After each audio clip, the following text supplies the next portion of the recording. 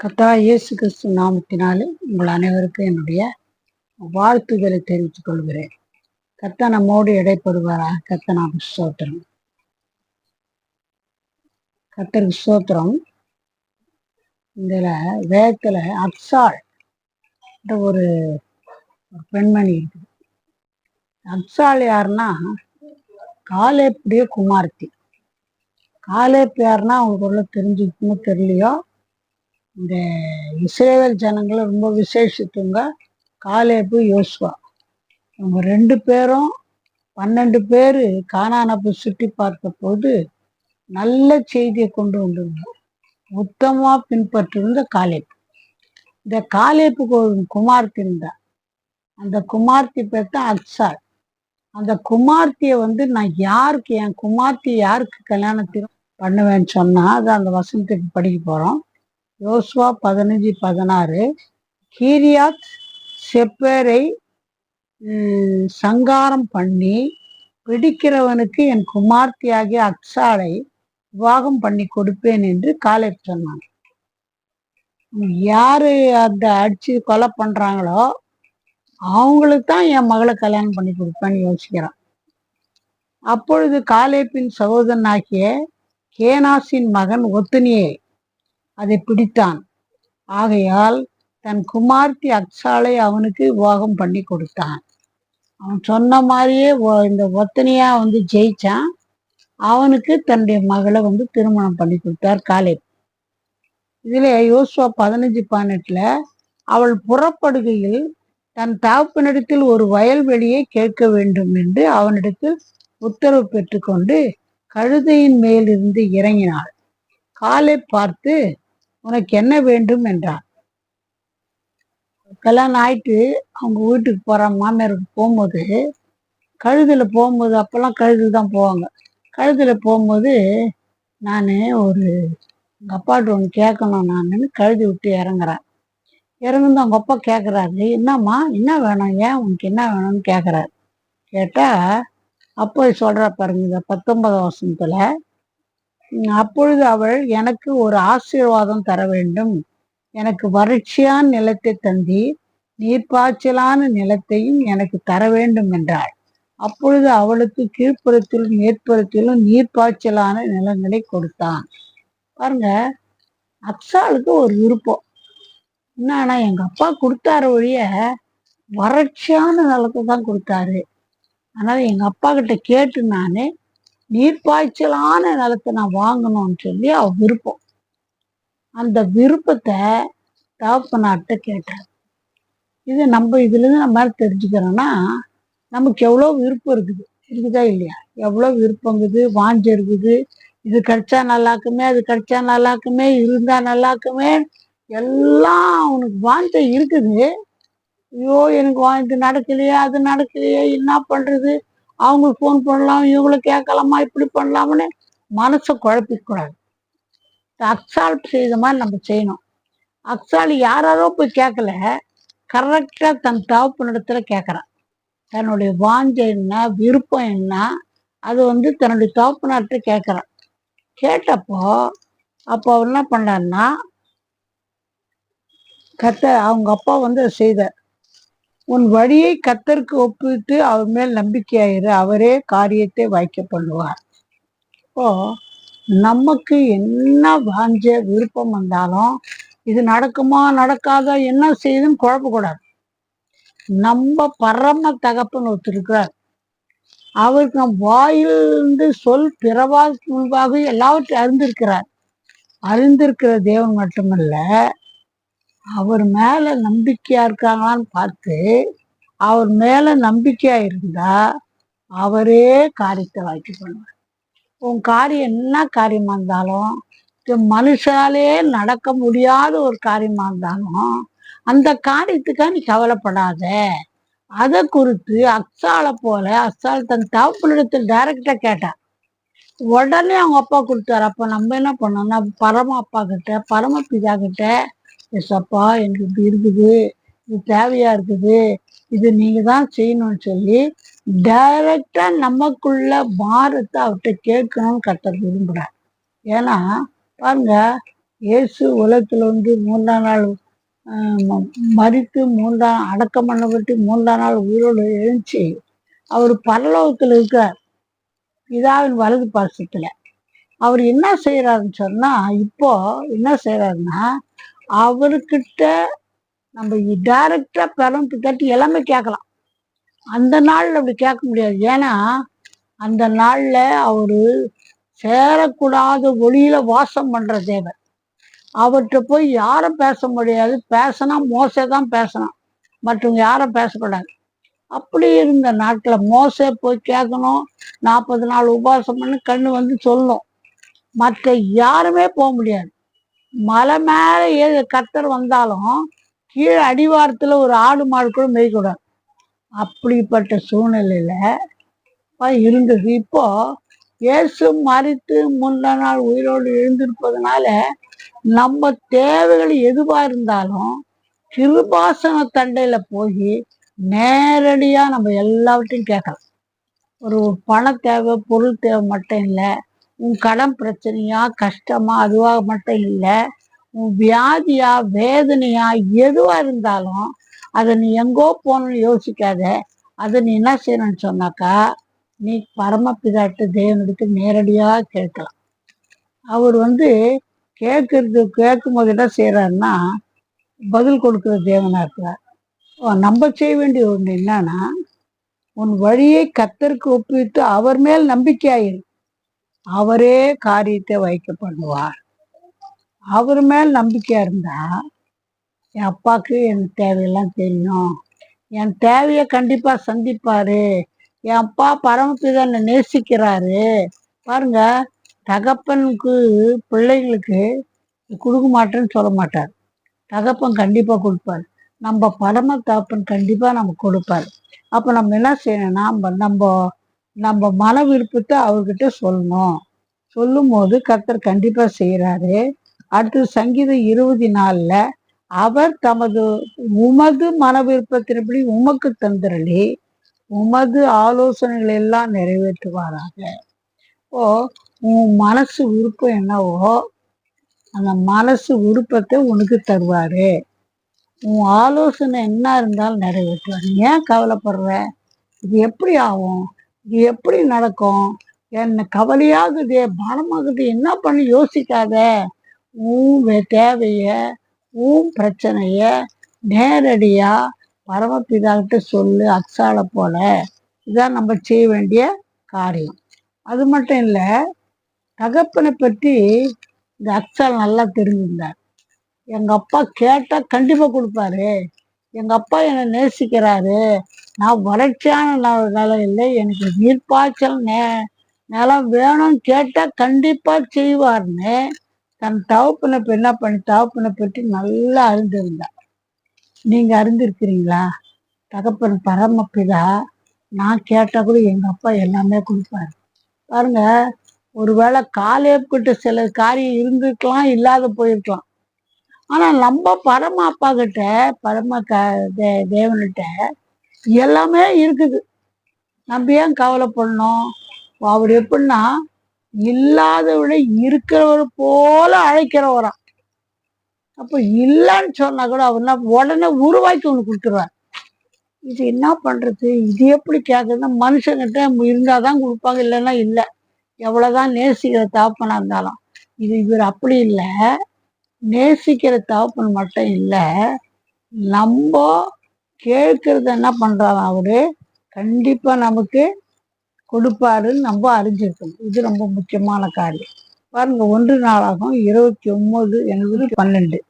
ஐஸ்வர்யமும், நல்லா கவனிங்க, ஐஸ்வர்யமும் கனமும் உம்மாலே வருகிறது, தேவரீர் எல்லாவற்றையும் ஆளுகிறவர். நம்ம ஆண்டவர் பெற்றிருந்த அருமையான ஸ்டேட்மெண்ட் பாருங்க. உம்முடைய கரத்தில் சத்துவம் வல்லமை உண்டு. சத்துவம் இருக்குது, வல்லம் இருக்குது. அது மட்டும் எல்லாத்தையும் ஆளுகிறவர்.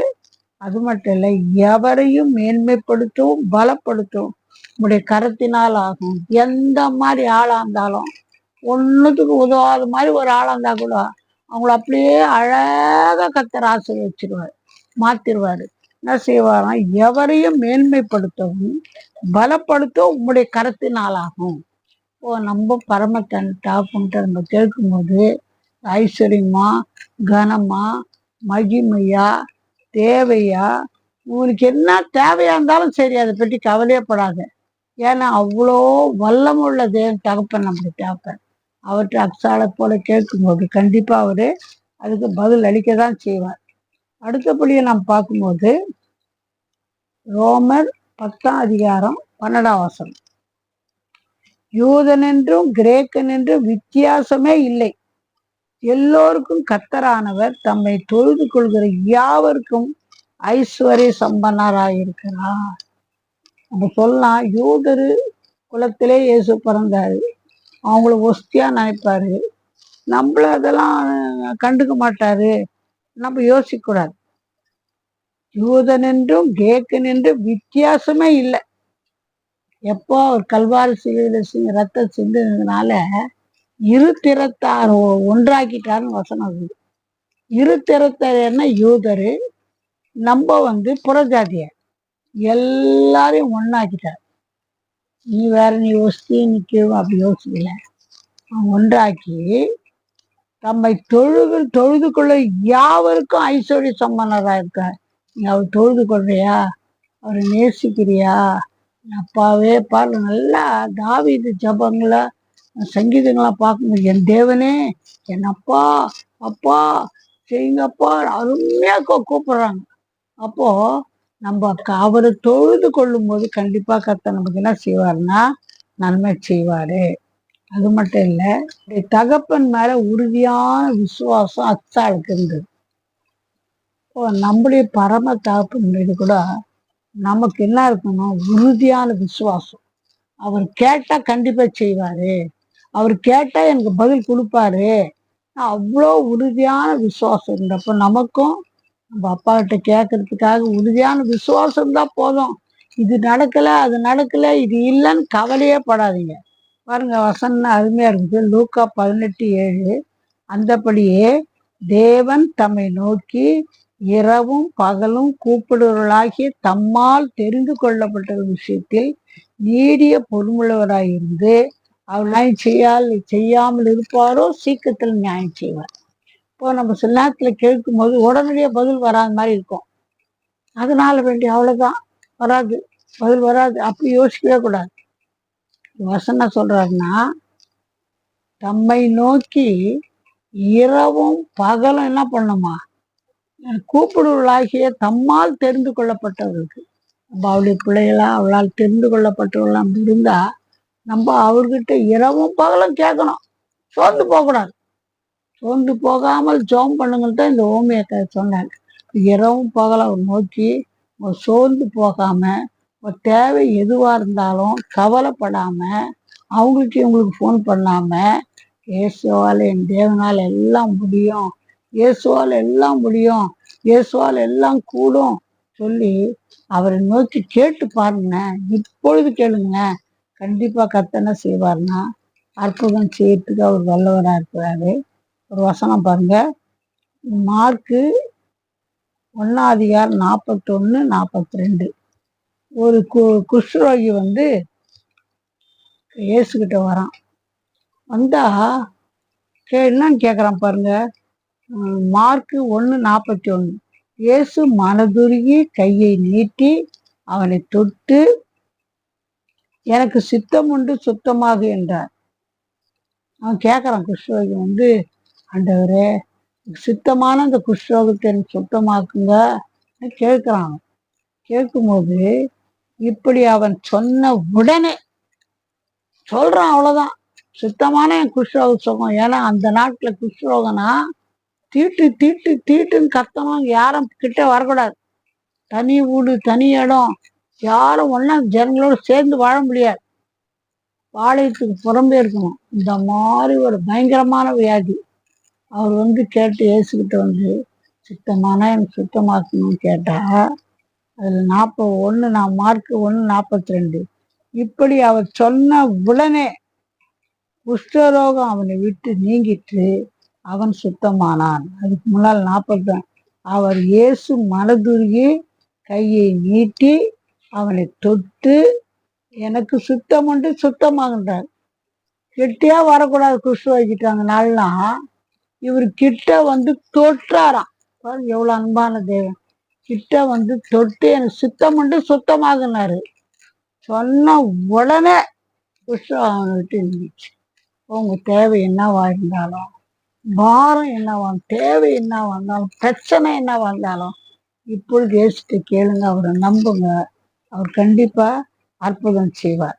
1 நாளாகும் 4ஆம் அதிகாரம் 10ஆம் வசனம்.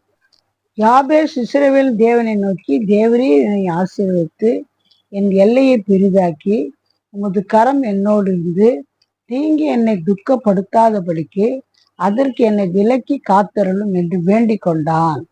அவன் வேண்டிக் கொண்டதை தேவன் அறிந்தார். ஒரு அச்சால் கேட்டபோது உங்க அப்பா எப்படி உடனடியா பதில் கொடுக்குவானா? நம்ம பரமபிதா நம்ம கேட்ட என்ன செய்யறாராம், ஆசீர்வதித்து எல்லையை பெரிதாக்குங்கன்னு யாபேஸ்ன்ற கேட்டபோது என்ன செய்தாரு, அவன் வேண்டி கொண்டதை தேவன் அறிந்தார். நீங்க கேட்கறத கண்டிப்பா கொடுப்பார். எதுக்கும் கவலைப்படாதீங்க, அவரால் முடியும். ஆனா ஒரு விஷயம் நம்ம செய்ய வேண்டியது என்னன்னா, நம்ம கேட்கறது கேட்குறோம். அவ என்ன கேட்டா, நீர்ப்பாய்ச்சலான நிலம் வேணும். வறட்சியான நிலம் கொடுத்துக்கிறீங்க, நீர்ப்பாய்ச்சலான நிலம் வேணும்னு கேட்டா விருப்பத்தின்படியே கத்த என்ன பண்ண, உங்க அப்பா என்ன பண்ணா கொடுத்தாரு. நம்ம கூட கேட்கறது என்ன செய்யணும்னு சொன்னா, ஒரு ஆவிக்குரிய ஆசீர்வாதத்தை நம்ம கேட்கறது ரொம்ப நல்லது. அப்படி நம்ம கேட்போமானா கத்தனா செய்வாரு, ஆவிக்குரிய ஆசீர்வாதமும் கொடுப்பாரு, பூமிக்குரிய ஆசீர்வாதமும் கொடுப்பாரு. பாருங்க, முதலாவது தேவனுடைய ராஜ்யத்தையும் அவன் நீதியை தேடுங்கள், அப்பொழுது இவ்வளெல்லாம் கூட கொடுக்கப்படும். இப்போ டபுள் ஆசீர்வாதம் வேணும்.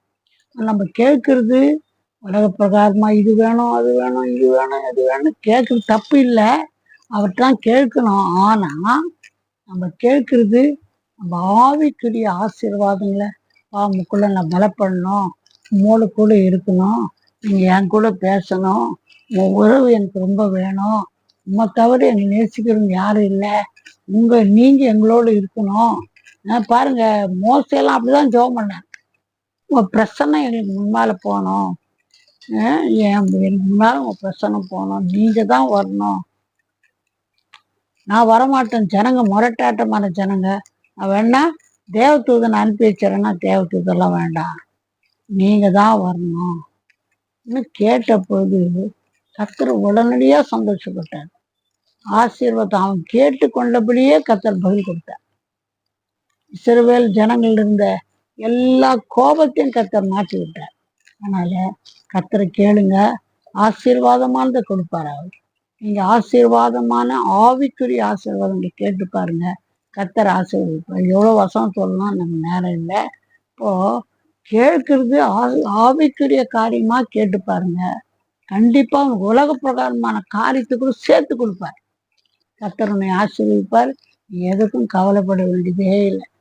அக்சாலின் தகப்பன் காலேபுக்கு செய்தப்போ உனக்கே ஆண்டவர் செய்ய மாட்டார், கண்டிப்பா செய்வார். கர்த்தர் உன்னை ஆசீர்வதிப்பார், கவலைப்படாதா. ஜெபிக்கலாம்.